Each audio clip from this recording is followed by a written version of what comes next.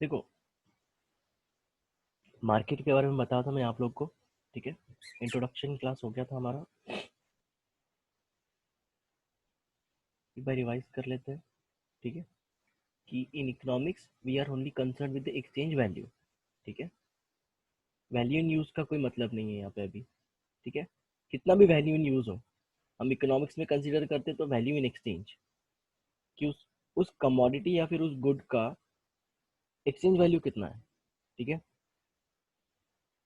और जो sentimental values है मार्केट में, बहुत ही कम इंपॉर्टेंस रखते हैं। ठीक है, उसके बाद में हम लोगों ने मार्केट स्ट्रक्चर के एलिमेंट्स क्या है, बायर्स एंड सेलर्स है, प्रोडक्ट एंड सर्विसेज है। ठीक है, ये दो चीजें तो इंपॉर्टेंट ही है। करेक्ट, बार्गेनिंग प्राइस होना चाहिए वो प्रोडक्ट का। ठीक है, कि जिस प्राइस के लिए हम लोग, एक्चुअली ये बार्गेनिंग प्राइस का मतलब ऐसा नहीं है कि वो प्राइस को बार्गेन ही होगा। बार्गेनिंग प्राइस होता है कि मिनिमम प्राइस, कि हाँ इससे नीचे तो हम लोग बेच ही नहीं सकते। ठीक है, नॉलेज अबाउट मार्केट कंडीशंस। ठीक है, बिजनेस एनवायरनमेंट कैसा है, वन प्राइस पर product and services at the given time. ठीक है, एक ही प्राइस होगा प्रोडक्ट का। ऐसा नहीं कि आज शक्कर अगर 2 रुपए किलो मिलेगी, सॉरी आज अगर शक्कर 20 रुपए किलो मिलेगी तो कल उठ के 2 रुपए किलो हो जाएगी। ठीक है, और गिवन टाइम, गिवन टाइम का मतलब हो सकता है कि 6 मंथ्स, 2 मंथ्स, 3 मंथ्स, 1 क्वार्टर। ठीक है, मैंने आप लोग को होमवर्क करने को बोला था। ठीक है, मार्केट्स, क्लासिफिकेशन ऑफ मार्केट कौन से बेसिस पे है, geographical area, time, nature of transactions, regulation, volume of business, type of competition. ठीक है, on the basis of geographical area, from the marketing perspective, the geographical area in which the product sales should be undertaken has vast implications for the firm. On the basis of geographical area covered, markets are classified into local markets. Okay, अब देखो, geographical area के basis पे ये 3 markets सब divided है। ठीक है, कि पर्टिकुलर रीजन के अंदर जो मार्केट रहता है। ठीक है, अभी सपोज नासिक में एमजी रोड में हो सकता है मार्केट, पूरे नासिक में हो सकता है मार्केट। ठीक है, पूरे नासिक डिस्ट्रिक्ट में हो सकता है मार्केट। ठीक है, पूरा महाराष्ट्र में हो सकता है मार्केट। ठीक है, पूरा इंडिया में हो सकता है मार्केट। ओके, पूरे वर्ल्ड में हो सकता है मार्केट। आया समझ में? So in this way, according to geographical boundaries of a country or according to geographical area, the markets are subdivided into local markets, regional markets, national and international markets. Okay, so local markets क्या होते हैं, simply mg road का example ले लो, that is a local market. ठीक है, which is situated in the, locality. ठीक है, particular locality में वो सिलेक्टेड है। ठीक है, फॉर एग्जाम्पल अगर मैं आपको सातपुर एमआईडीसी बोलूँ, तो वहाँ पे कोई मार्केट नहीं है, वहाँ पे सारे के सारे मैन्युफैक्चरिंग कंसर्न्स है। ठीक है, वैसे ही अगर तुमको मैं मार्केट यार्ड बोलूँ तो वहाँ पे आपको समझ में आएगा कि वहाँ पे सब्जियां वगैरह मिलती है, फ्रूट्स वगैरह मिलते हैं। फ्रूट भी नहीं, चलो सिर्फ सब्जियां मिलती है, फ्रूट मार्केट भी अपना अलग से है। ठीक है, so when the buyers and sellers are limited in the local area, ठीक है, और region, market is called as a local market. Okay, highly perishable goods and bulky articles. ठीक है, so highly perishable goods, the transport of which over a long distance is uneconomical. Correct, मतलब ऐसे goods जो ज्यादा देर तक टिक नहीं सकते transportation में। ओके, ऐसे गुड्स ज्यादा से ज्यादा लोकल मार्केट में होते हैं। ठीक है, regional market over a wider area such as few adjacent cities. ठीक है, जैसे कि नासिक एंड अदर रीजन्स। ठीक है, नासिक मुंबई हो गया। ठीक है, नासिक मुंबई पुणे, ये तीनों सिटी का क्या रीजन है। करेक्ट, तो अगर जिसको भी अगर इंडस्ट्री सेटअप करनी होगी तो ये तीनों सिटीज में सेटअप करेगा। ठीक है, पुणे, मुंबई और नासिक, और तीनों में क्या है, अच्छा खासा पूरा का पूरा हाईवे बिल्डअप हुआ है। ठीक है, मतलब मुंबई से जाओगे तो आप पूना भी सप्लाई कर सकते हो, नासिक भी सप्लाई कर सकते हो। नासिक में इंडस्ट्री सेटअप करोगे, मुंबई सप्लाई कर सकते हो, पूना सप्लाई कर सकते हो। पुणे में आप सेटअप करोगे तो मुंबई नासिक सप्लाई कर सकते हो। So this is called as a regional market. Okay, the size of market is generally large and nature of buyers में vary in their demand and characteristics. Okay, Pune के बाहर को कुछ अलग डिमांड होगी, मुंबई के बाहर का कुछ अलग डिमांड होगा, नासिक के बाहर का कुछ अलग डिमांड होगा। करेक्ट।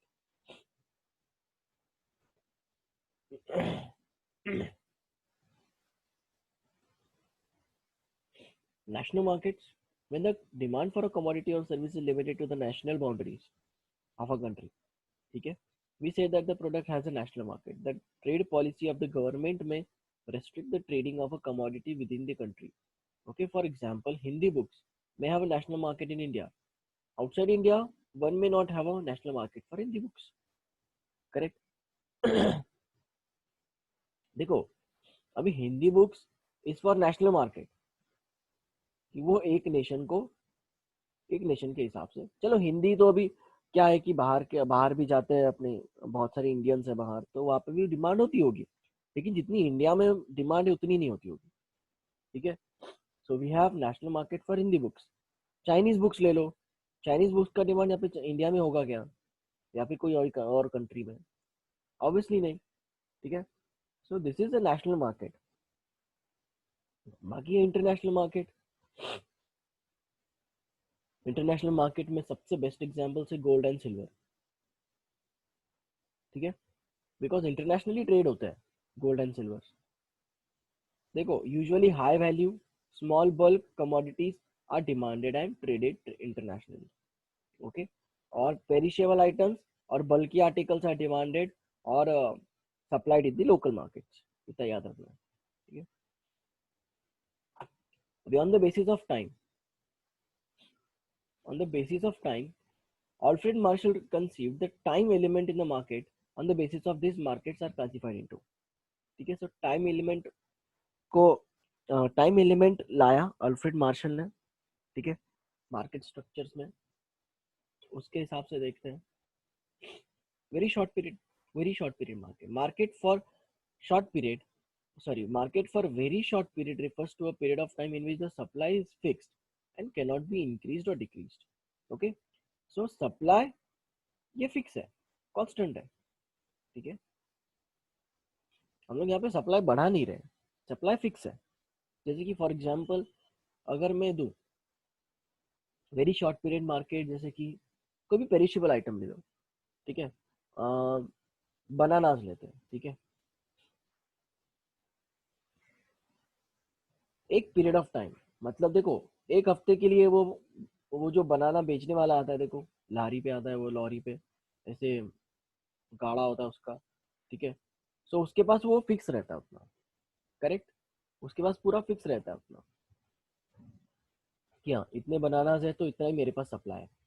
करेक्ट, वो बढ़ा नहीं सकता ना सप्लाई को, क्योंकि उसका मार्केट बहुत शॉर्ट पीरियड है। Correct,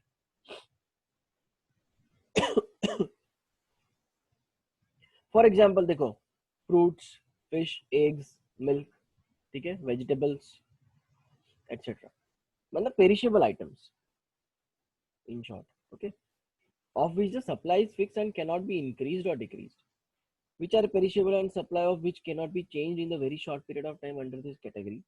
Since supply is fixed, very short period market, for very short period prices are dependent upon the demand, and increasing the demand will raise the prices and vice versa। Simple सी बात है। ठीक है, देखो very short period market है ना, श्रावण में देख लो, श्रावण में या फिर जो एक स्पेशली हमारे जो फेस्टिवल्स होते हैं। ठीक है, आप है ना फेस्टिव सीजन में फ्रूट्स लेने जाओ। ठीक है, और ऐसे नॉर्मल बिना फेस्टिव सीजन में फ्रूट्स लेने जाओ, तो है ना फेस्टिव सीजन में फ्रूट की प्राइसेस बहुत हाई हो जाती है। फॉर एग्जांपल अभी बीच में वो क्या बोलता हूँ अपन त्याला, अक्षय तृतीया आती है ना जो, ठीक है, अक्षय तृतीया आती है, तो उस वक्त है ना ग्रेप्स भी मिलते हैं। ठीक है, लेकिन ना ग्रेप्स की हमको ज्यादा कीमत चुकानी पड़ती है। क्यों? क्योंकि ना फ्रूट्स की डिमांड बहुत ज्यादा बढ़ जाती है मार्केट में। आप फ्रूट मार्केट में कभी चले जाओ फेस्टिव सीजन में। ठीक है, फेस्टिव सीजन में फ्रूट मार्केट में से क्या बोलते हैं, दंगे चल रहे होंगे। जब नीलामी होती है ना फ्रूट्स की, कभी देखो जाके किसी, या फिर किसी को पूछो कि नीलामी कैसे होती है फ्रूट्स की। पूरा वो टेम्पो का टेम्पो नीलाम होता है। ठीक है, उतनी प्राइस उनको पे करनी पड़ती है, बिडिंग होती है वहाँ पे। ठीक है, आप में से बहुत सारे लोगों को पता होगा। क्योंकि बहुत सारे आप में से फार्मर बैकग्राउंड में से आते हैं, ठीक है।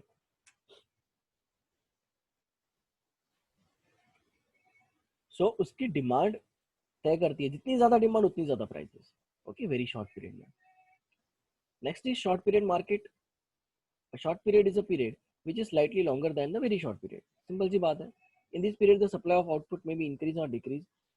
The employment of variable factors with the given fixed factors and state of technology. ठीक है। Since supply cannot supply can be moderately adjusted. ठीक है, आप इसको moderately adjusted यहाँ पे सिर्फ ये एक टैगलाइन याद रखनी है, ठीक है, कि हम लोग सप्लाई को मॉडरेटली एडजस्ट कर सकते हैं। ठीक है, मतलब थोड़ा सा सप्लाई बढ़ा सकते हैं, थोड़ा सा सप्लाई डिक्रीज कर सकते हैं, ठीक है, ज्यादा नहीं है। The changes in the short period prices on account of changes in demand are less than compare to market period. Okay, so मतलब क्या है कि जितना ज्यादा चेंज होगा, मतलब ज्यादा फर्क नहीं पड़ता है डिमांड चेंज होने से, ठीक है। लॉन्ग पीरियड मार्केट क्या होता है, in this period all the factors become variable, ठीक है, and the supply of commodities may be change by altering the scale of production. ठीक है, मतलब आज हम लोग 100 क्वांटिटी का सप्लाई कर रहे हैं, कल उठ के हम लोग 200 क्वांटिटी का सप्लाई करेंगे, ठीक है। और इस 200 क्वांटिटी को बनाने के लिए भी हम लोगों को क्या करना पड़ेगा, टेक्नोलॉजी पे शिफ्ट होना पड़ेगा, रॉ मटेरियल्स बढ़ाने पड़ेंगे, हमको नया प्लांट बनाना पड़ेगा, नए प्रीमाइसेस लेने पड़ेंगे, नया ऑफिस खरीदना पड़ेगा, ठीक है। तो therefore it is said that all the factors becomes variable, all the factors of production becomes variable. ज्यादा वर्क फोर्स लगेगा, ठीक है, ज्यादा लेबर लगेगा। सो सप्लाई में भी fully adjusted to the changes in the demand conditions, ठीक है। या तो हम लोग पूरा का पूरा सप्लाई, क्योंकि देखो ये पीरियड है ना, लॉन्ग पीरियड मार्केट है, मतलब टाइम हमारा बहुत ज्यादा है यहाँ पे, ठीक है, कि यहाँ पे हम लोग ज्यादा एग्जिस्टिंग रहने वाले हैं। Okay, next is very long period market और secular period. Okay, is one which a secular movement are recorded in certain factors over a period of time. The period is very long. The factor includes the size of population, capital supply, supply of raw materials, etc. Very long period. Let's take an example. 15 years. ठीक है, 10 years, 10 to 15 years का हम लोग एक market लेते हैं, ठीक है। तो हम लोग मार्केट को आइडेंटिफाई कैसे करेंगे, वेरी लॉन्ग पीरियड मार्केट को, कि यार 15 साल पहले किस चीज का डिमांड था, ठीक है, नोकिया फोन्स का डिमांड था। 15 साल बाद नोकिया फोन्स का डिमांड नहीं है, बिल्कुल भी नहीं है। So we can identify in this way, this is a very long period market. Okay, कुछ ज्यादा हार्ड नहीं है, ठीक है। तो आपको इतना याद रखना है कि साइज ऑफ पॉपुलेशन, ठीक है, size of population, capital supply and supply of raw materials, ठीक है, on the basis of nature of transactions. अब this is what is important, this is a need of the time. Okay, spot market, cash market, forward market और future market. Okay, तो देखो अभी spot market क्या होता है कि spot transaction और spot markets refer to those markets where the goods are exchange for money payable either immediately or within a short period of time. Okay, अभी के अभी, फॉर एग्जांपल आप अगर कोई मेडिकल में गए, ठीक है, डेयरी मिल्क वगैरह खरीदा, ठीक है, कोई भी कैडबरी खरीदी, तो आप बोलते हो कि उसको कि मैं बाद में देता हूँ तेरे को पैसे। वो भी कैडबरी कौन सी खरीद रहे हो, 5 रुपए वाली, ठीक है। So this is called as a spot market, correct. Spot market और कैश मार्केट पता है क्या, यहाँ पे जो हम लोग जो सिक्योरिटीज खरीदते हैं, स्टॉक्स खरीदते हैं, ठीक है, तो जब स्टॉक्स हम लोग ऑन द स्पॉट खरीद के ऑन द स्पॉट बेचते हैं, ठीक है, तो उसको हम लोग बोलते हैं स्पॉट मार्केट। जिस मार्केट पे हम लोग स्टॉक्स को ऑन द स्पॉट खरीद के, क्योंकि हम लोगों ने एनालिसिस किया हुआ है, फंडामेंटल एनालिसिस किया हुआ है, टेक्निकल एनालिसिस किया हुआ है कि भैया आगे आने वाले 10 मिनट में इसकी प्राइस बढ़ने वाली है।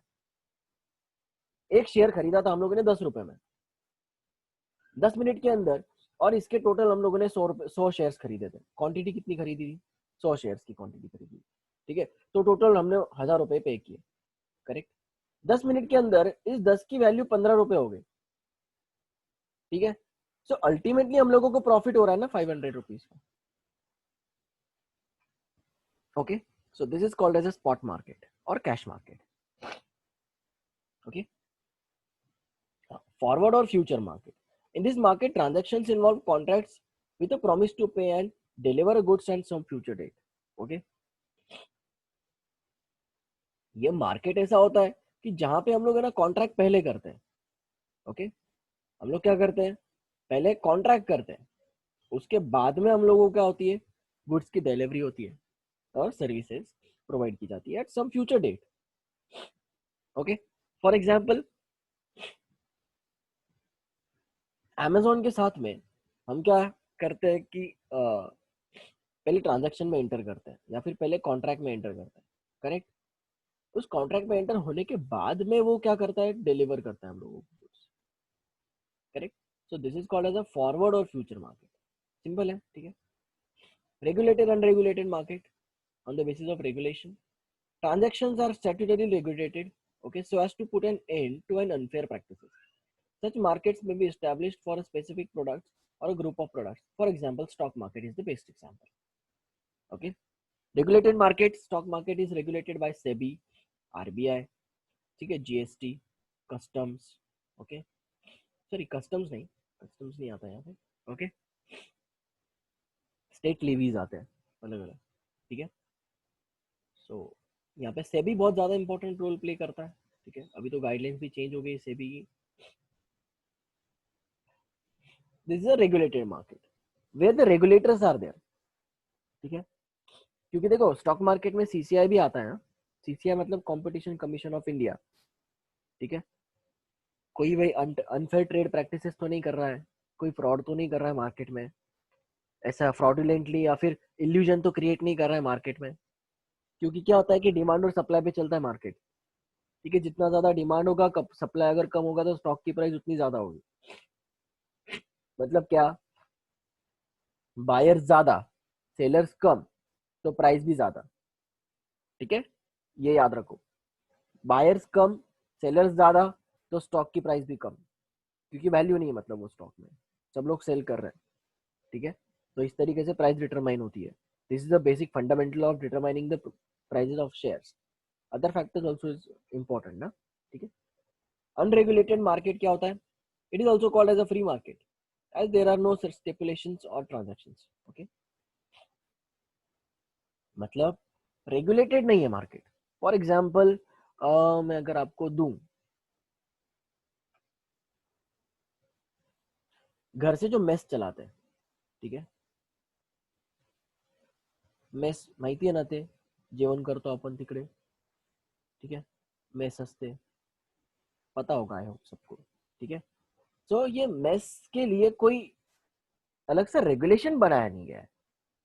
आ रहा है समझ में, कि कोई इनको कंट्रोल करने वाला है, क्योंकि देखो ये घर से अपने टिफिन वगैरह प्रोवाइड करते हैं. करेक्ट. सो मैं ये होम मेस बोल रहा हूँ. ठीक है, जो घरगुती मेस असते ना, ती म्हणतोय मी. So this is called as an unregulated market. These are also creating value. They are also earning. They also have a business, but they are unregulated. Okay. On the basis of volume of business, retail market, wholesale market. बहुत ही simple सी बात है. Wholesale market में क्या होता है, commodities are bought and sold in a bulk quantity. ठीक है, and transaction generally takes place between the traders. B2B बोल सकते हैं इसको. क्या बोल सकते हैं इसको, B2B. Business to business transactions are called as wholesale market. Retail market क्या होता है, B2C. Business to consumers. When the commodities are sold in a small quantities, it is called as a retail market. This is generally sold to the ultimate consumers, who are the final consumption units. Okay, as simple as that. ठीक है, एक बार फिर revise कर लेते हैं हम लोग. On the basis of geographical area, okay, on the basis of time, on the basis of nature of transaction, okay, और उसके बाद में वॉल्यूम ऑफ बिजनेस. ठीक है, अभी इसको तुम लोग याद कैसे रख सकते हो लॉन्ग टर्म के लिए, कि जोग्राफिकल एरिया मतलब तुम लोग पहले मार्केट में एंटर हुए. ठीक है, कोई भी एक मार्केट में एंटर हुए. ठीक है, हाँ, मार्केट में एंटर हुए, कब एंटर हुआ है, एक पर्टिकुलर टाइम पे एंटर हुआ है. ठीक है, ये जोग्राफिकल एरिया हो गया कि एक एरिया में आप लोग एंटर हुए, लेकिन एक पर्टिकुलर टाइम पे एंटर हुए. ओके, आप एक पर्टिकुलर टाइम में एंटर होके आपने वहां पे ट्रांजैक्शन किया, ठीक है, क्या किया, ट्रांजैक्शन किया, आपने वहां पे ट्रांजैक्शन किया, ठीक है, और वहां पे बहुत सारे रेगुलेशंस आपको फॉलो करने पड़े, ठीक है, रेगुलेशंस फॉलो करने पड़े, ओके,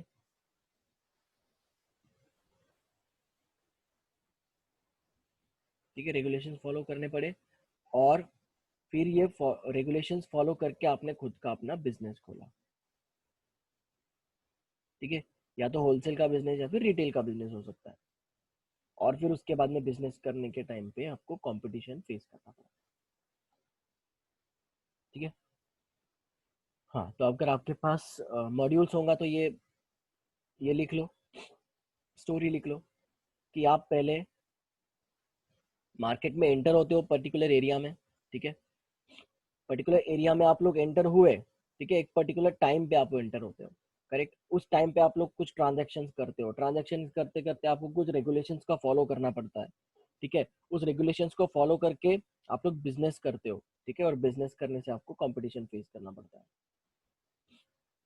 ठीक है, फिर एरिया में आपको फिर मिलेगा national, international, local market, okay, regional market, time के बेसिस पे मिलेगा very short period time, short period time, long period time, very long period time, okay, nature of transaction के बेसिस पे मिलेगा आपको स्पॉट मार्केट, कैश मार्केट, ठीक है, forward और फ्यूचर मार्केट, सिंपल है। रेगुलेशन में मिलेगा रेगुलेटेड, अनरेगुलेटेड मार्केट, ठीक है, आप लोग बिजनेस पॉइंट ऑफ व्यू से देख रहे हो तो wholesale market, retail market, okay, और हम लोग कंपटीशन का भी देखते हैं आगे। On the basis of competition, based on the type of competition, markets are classified into perfectly competitive market, imperfectly competitive markets. Okay, so perfectly competitive markets are something different, and imperfectly competitive markets are different. आया समझ में? So what are now types of market structures? Okay, see, for a consumer, a market consists of those firms from which he can buy a well-defined product. For a producer, a market consists of those buyers to whom he can sell a single well-defined product. A single well-defined product. If a firm knows precisely the demand curve it faces, okay, it would know its potential revenue. It is also known, it also knows its cost. It can readily discover the profits and would be associated with the different levels of output, and therefore can choose the output levels that maximizes profits. Okay,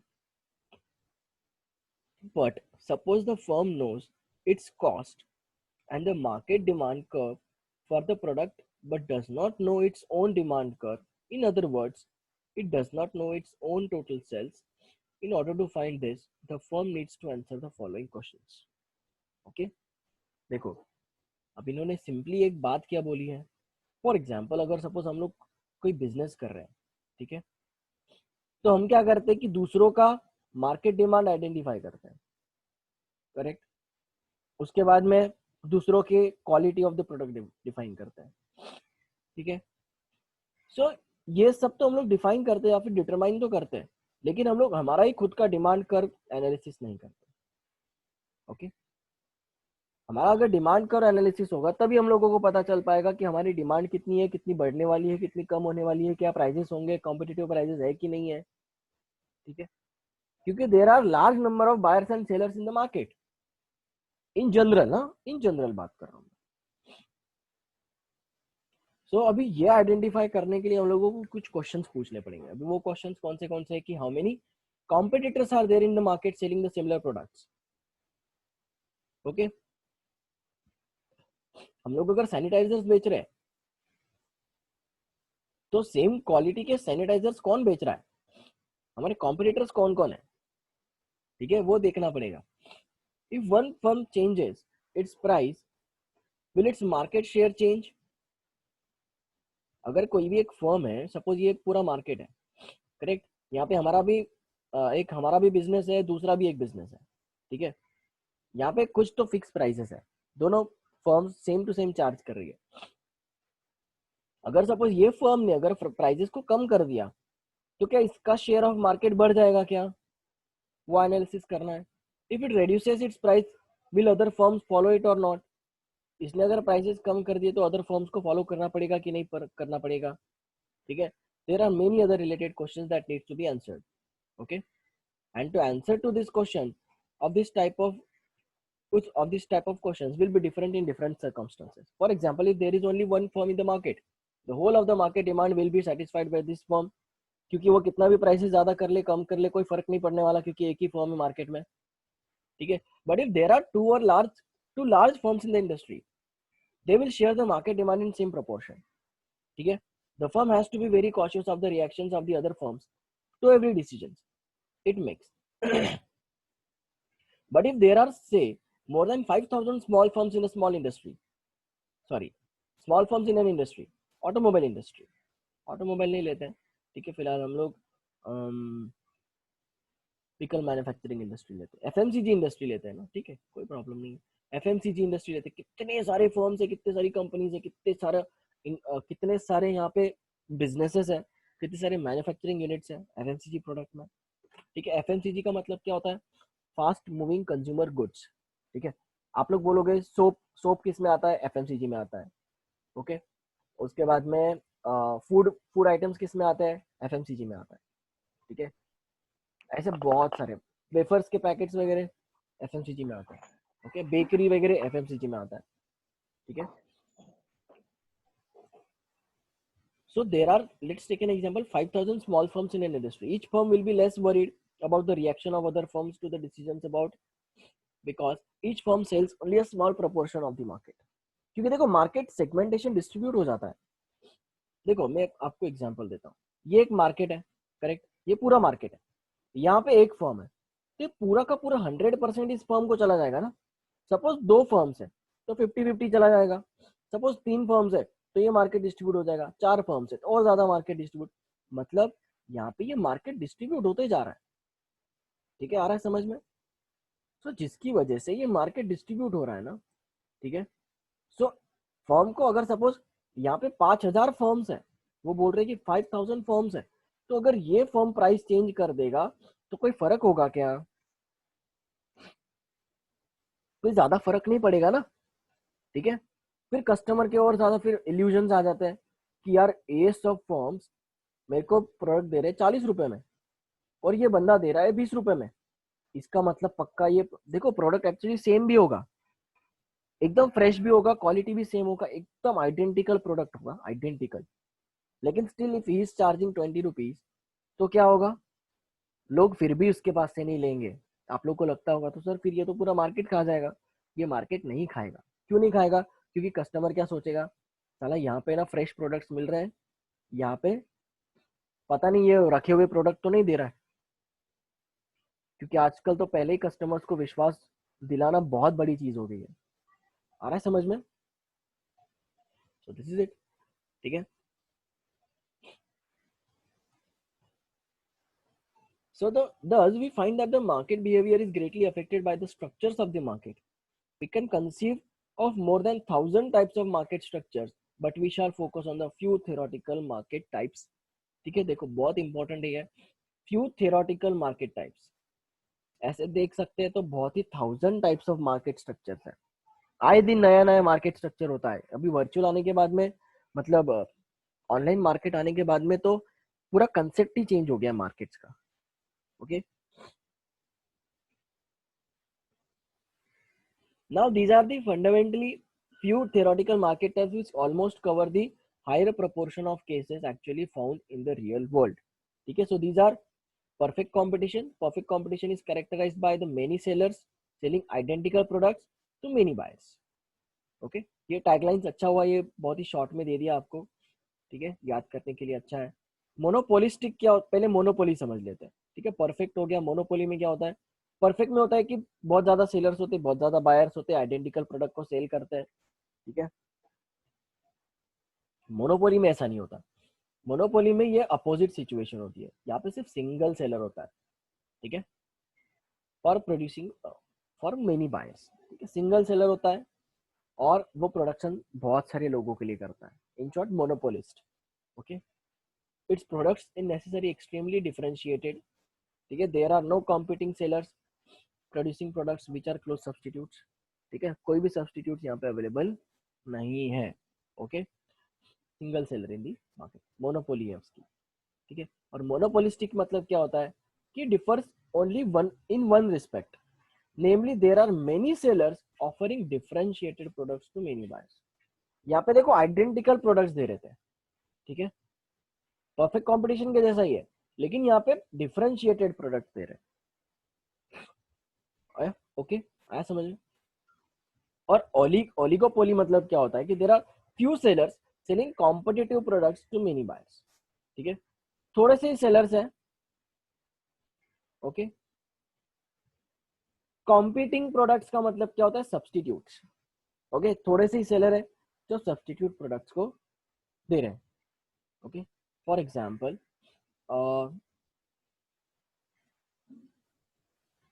नहीं, अपन वो Tibetan market नहीं ले सकते, example oligopoly का मैं आपको example देता हूँ, फ्यू सेलर्स है, ठीक है, selling the competing products to many buyers, okay.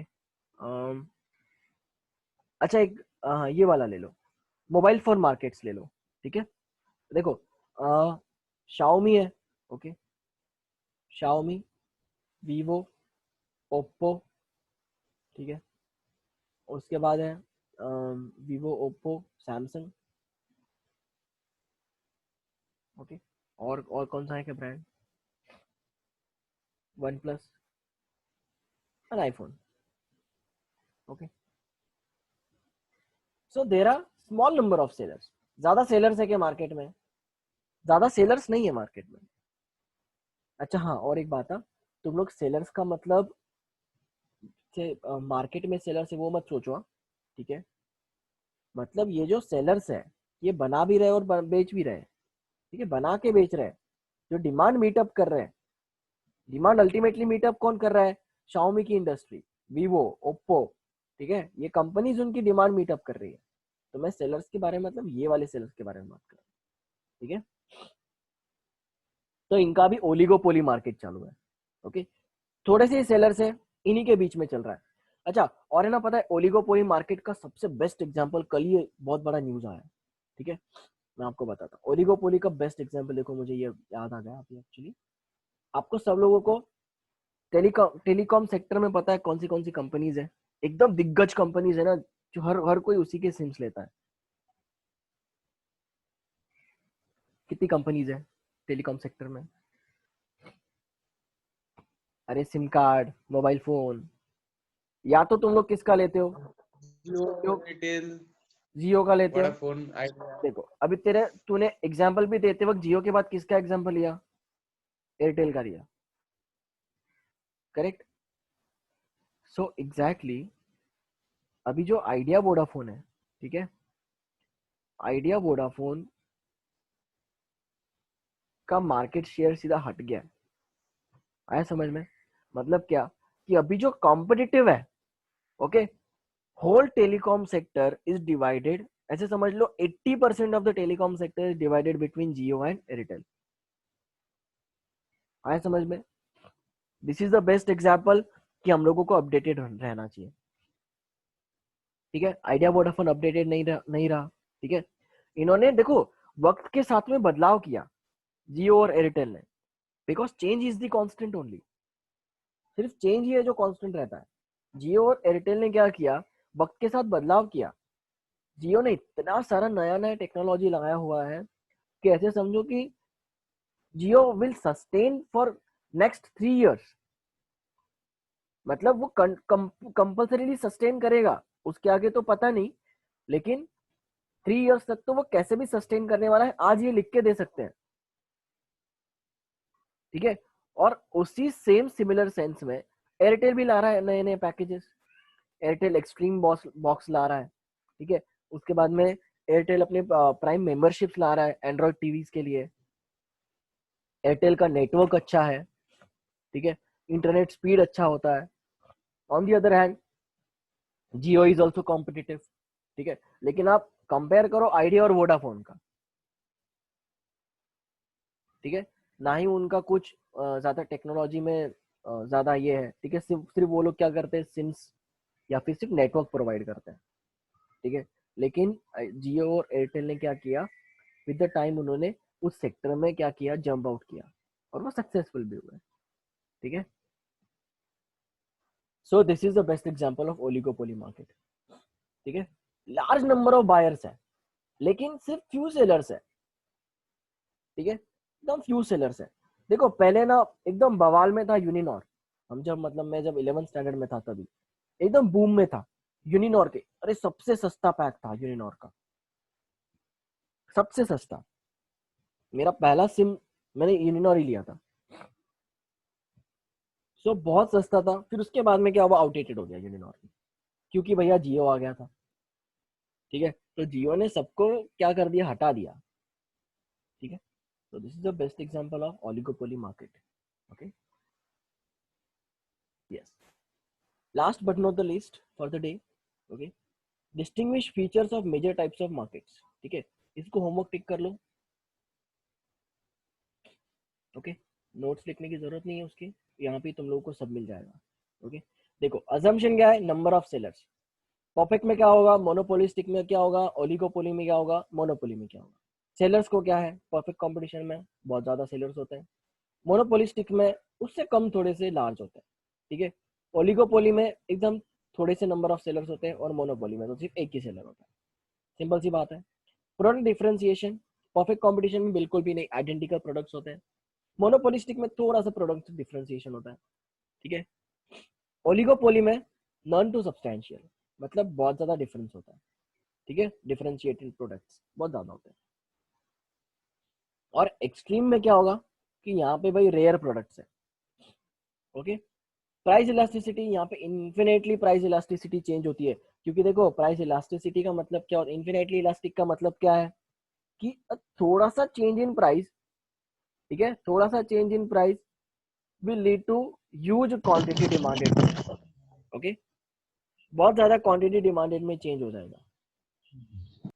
Okay, therefore it is said that it is infinitely elastic. So price elasticity of demand for monopolistic will be large, ठीक है। Oligopoly में बहुत ही small, ठीक है। Monopoly में बहुत ही small होगी, ठीक है, मतलब जीरो के आसपास समझ लो, ठीक है। और degree of control over price, यहाँ पे बिल्कुल कंट्रोल नहीं होता फर्म्स को प्राइस पे, क्योंकि डिमांड और सप्लाई यहाँ पे डिमांड और सप्लाई डिटरमाइन करता है कि प्राइसेस क्या होंगे। ओके, मोनोपोलिस्टिक कंपटीशन में है कि थोड़ा सा उनको इन्फ्लुएंशियल मिलेगा, ओलिगोपोली में थोड़ा सा मिलेगा, लेकिन मोनोपोली में तो भैया जो प्राइस वो चार्ज करेगा वही पे करना पड़ेगा। आया समझ में, ठीक है। मोनोपोली में क्या होगा, जो प्राइस वो बोलेंगे वो हम लोगों को प्राइजेस देनी पड़ेगी। आया समझ में, मोनोपोली का ना मुझे एग्जाम्पल नहीं मिल रहा,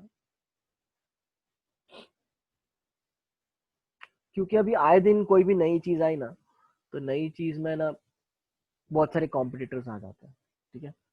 मैं आपको बता सकता हूँ, लेकिन वेट अ मिनट।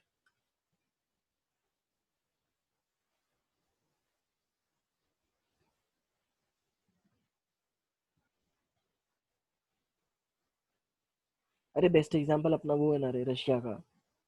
रशिया नहीं, हाँ रशिया ही शायद से, करेक्ट। उन्होंने हाँ, कोविड का वैक्सीन निकाल लिया ना।